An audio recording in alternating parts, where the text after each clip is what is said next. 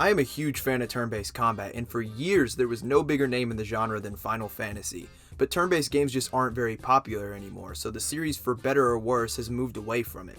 Games like Persona and Fire Emblem managed to stay relevant with their virtual part-time jobs and their weird-ass anime face-petting, but their sales are mostly like half of most older Final Fantasy games, and they're dwarfed compared to a popular modern RPG like The Witcher.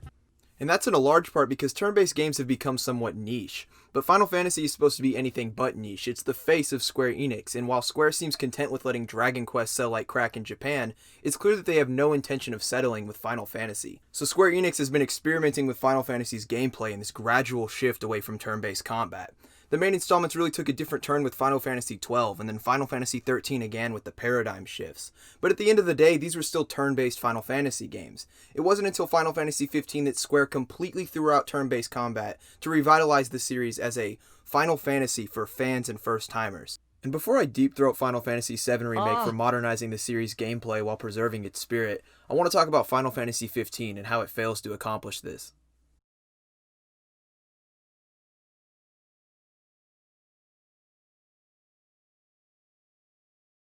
Overall, I'd say Final Fantasy XV is a decent game. It's messy and boring at times, but it's a solid B-tier game. The story is the characters are great though, exploration is amazing, cooking's cool, and generally this idea of an RPG about four guys on a road trip just being dudes, crushing cold ones, and slaying monsters is a good one.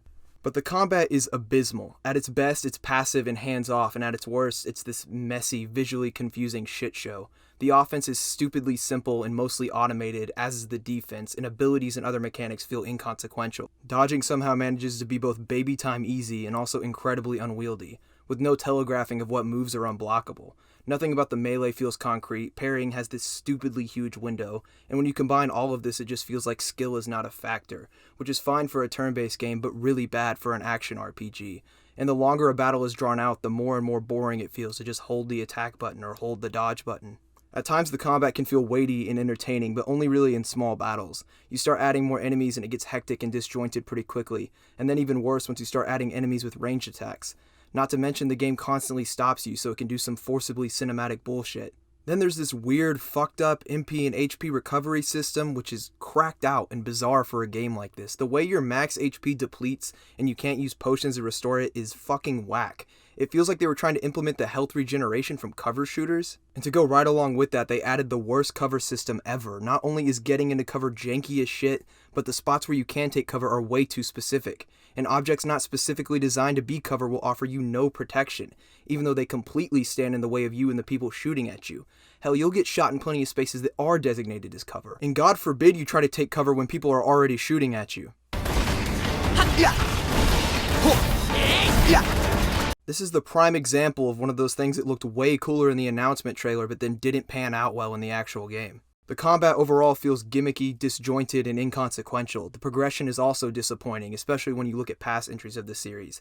Skill trees are somehow both convoluted while also lacking in any real depth or creativity. Also, the game gives you experience points for flirting with teenagers. ありがとう。楽しかった。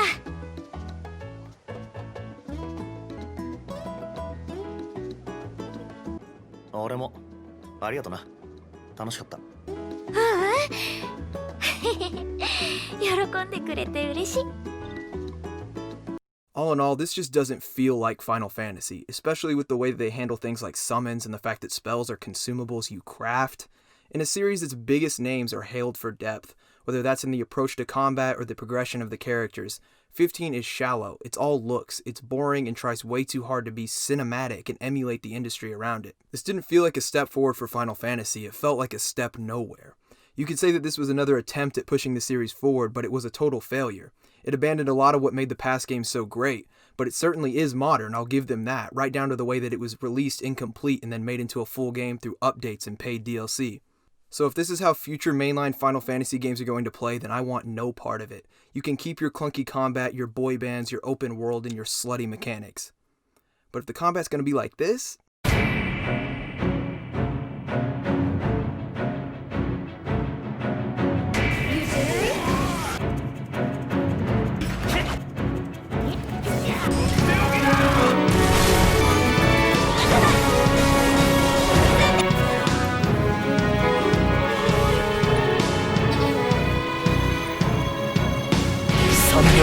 吹き抜ける風に乗せて燃える。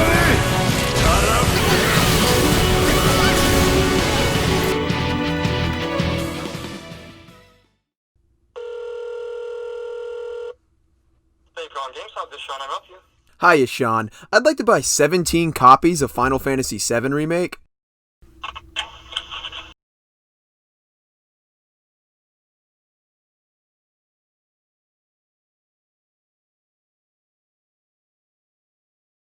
The combat in Final Fantasy VII Remake is some of the best I have ever played in any game, period. It's deep, stylish, and so flashy. For the first time in the franchise, the crazy pre-rendered cutscenes that they've been using for years actually feel like a representation of what the game is.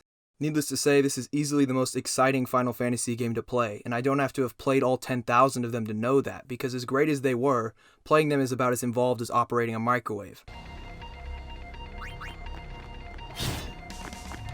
But more important than the fact that this game is just so fun, it feels like modern Final Fantasy, and that's all thanks to this new rendition of the ATB system that perfectly balances mechanics from real-time and turn-based RPGs. This game is really the best of both worlds. Unlike 15, the dodging and slashing is hands-on and precise. It makes for an incredible action game, and once you build up ATB, you can then slow time to execute abilities and spells like a turn-based game. This system allows these styles to flow into each other seamlessly. Another thing that makes this game feel so dynamic is how all the playable characters are fleshed out and have their own unique functions and abilities, which makes it feel like a symphony when you start coordinating attacks and commands between all of them. You could honestly play the whole game as just Cloud and it would feel complete, but even the two non-melee characters feel perfectly playable in their own right.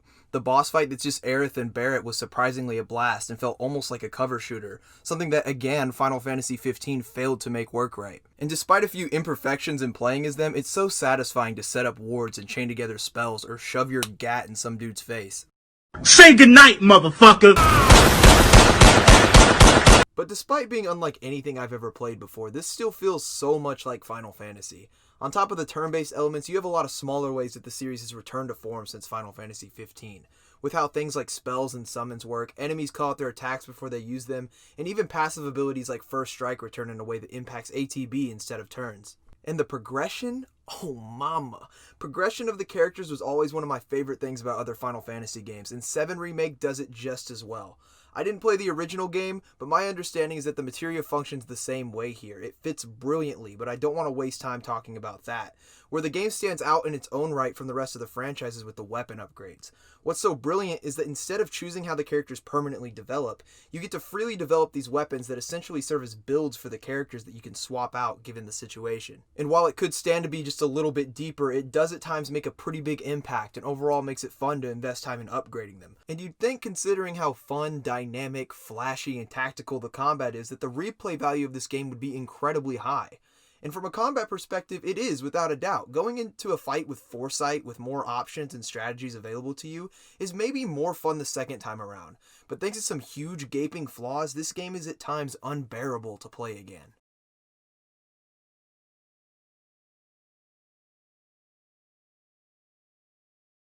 I love Uncharted, and I enjoyed The Last of Us a lot. These games are great for what they are. Mostly story-driven experiences with understated but reliable gameplay mechanics. But it seems to me that the popularity of Naughty Dog games almost directly led to this horrible trend in taking control from players in order to forcefully show them a particular conversation or moment. It's blunt and annoying, but most games just throw it in here or there. Final Fantasy VII Remake, however, hits you with it almost any time someone wants to talk to you, no matter how unimportant the conversation is. The game will suddenly jerk you from sprinting full speed and fixes the camera where it wants it.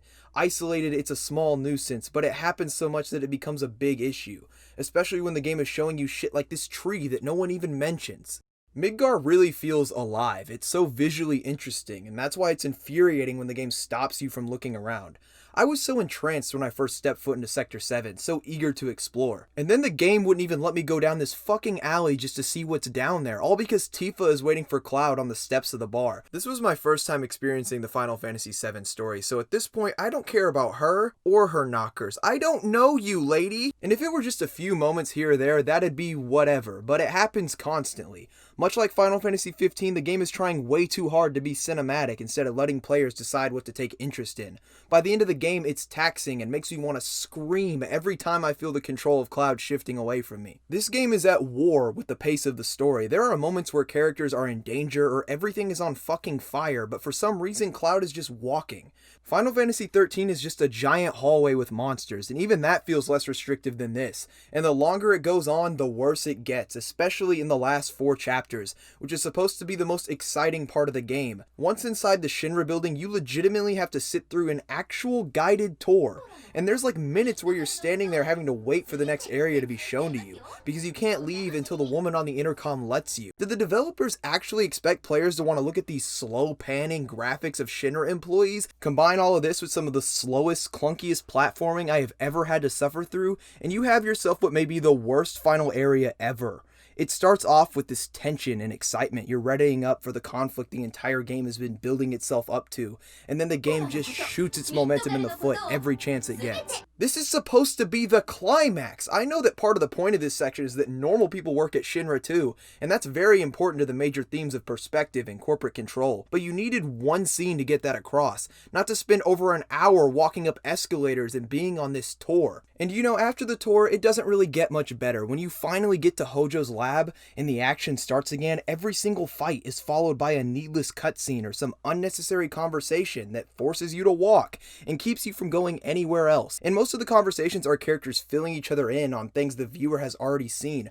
or stating the obvious and pointing you in the next direction when there was really only one way to go to begin with. I just wish there was some way to auto-walk, because when going back to chapter 16 to get the weapons I missed for Tifa and Barrett, I decided to take the stairs instead of the elevator.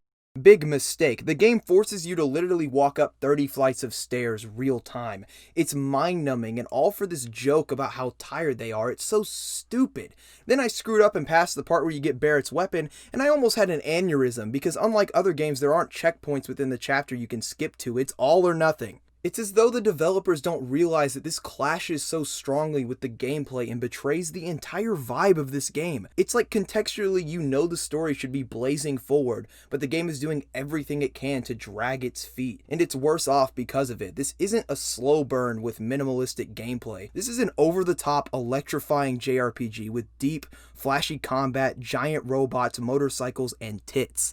And I know the plot itself is driven by character moments, and the story is very emotional if you play it in Japanese, but that doesn't mean it has to be a walking simulator to get that across. This technique is good when used sparingly, but when you load the entire 35-hour game with these unskippable story beats that jerk you from your regular pace, you both drag the story and the replayability of this game through the mud. And what really personally pisses me off about all this walking simulator garbage is that in any other game, if I find a moment to be significant or I want to focus on a conversation between characters, I will voluntarily walk in a game. That's what I like to do when I'm actually pulled into a story, but the second you start making me walk and forcing me to listen to some inconsequential conversation, I stop listening and start spazzing. This forcing players to sit through the game's blunt attempt at being cinematic is asinine and counterintuitive if what you're trying to do is immerse the player. For people who don't care about the story, it's irritating. For the people who do care, it's irritating and it pushes them away from the story. And you might be asking, Kleb, why would Square do all of this? And the answer is simple. Money. The game is bloated, and on top of making you grandstand and walk for a huge chunk of the game, there are whole story segments that feel out of place and meaningless. And if you ask me, it's also they could rack up hours to tell everyone that the game is longer than it actually should be. What you have here is 20 hours of pure quality, with an extra 15 hours of garbage tacked on. And this makes me angry. Sekiro is like 20 hours max first playthrough, and then the second playthrough it's like 10, and now I fly through the game in about 6, and that was one of the best damn games I played in the last decade. Now I'm not sure if all of this mindless filler was really a decision by Square itself, or maybe it had nothing to do with the marketing of this game and the developers just have beans for brains, but regardless, this game makes me feel so conflicted. On one hand, the combat is near perfection, but it's unfortunately entrenched in walking simulation and meaningless story beats. So what's my point here? Final Fantasy XV was poo-poo baby hour, and I have no interest in the series if it's going to play like that. On the other hand, Final Fantasy VII Remake's combat is not only incredibly engaging, but it feels like a true evolution for the series, and not an abandonment of what made it good to begin with in some vain attempt at modernizing the series. And this combat system could be a strong foundation for the future of the franchise. I'm not suggesting that they copy and paste the same exact system for future main installments. They should definitely change it up every time as they always have, but they need to keep using this current ATB system as the base. This should be the new style of gameplay that connects the series in the way that turn-based combat used to. Like, if you just took this loop of hacking and slashing until you build up ATB and then using commands, and then applied it to a game like Final Fantasy X, the result would be a game that is way different than 7 Remake, but would still feel like another entry in the series. The nature of those characters in that setting alone would change how the game was played greatly. For example, your projectile character Waka wouldn't have rapid-fire bullets coming out of his hand, so his projectile would have to hit harder because you have to wait for it to come back after each throw.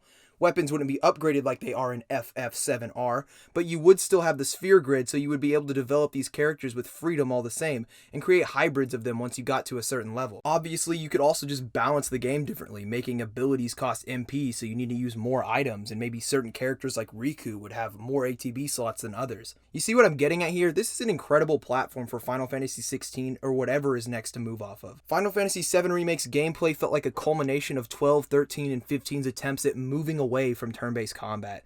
And if this is what continues to be at the core of Final Fantasy gameplay, I think the future of this series is incredibly promising. And even if it continues to have the same flaws, at the very least the combat will be enjoyable. Oh, come on!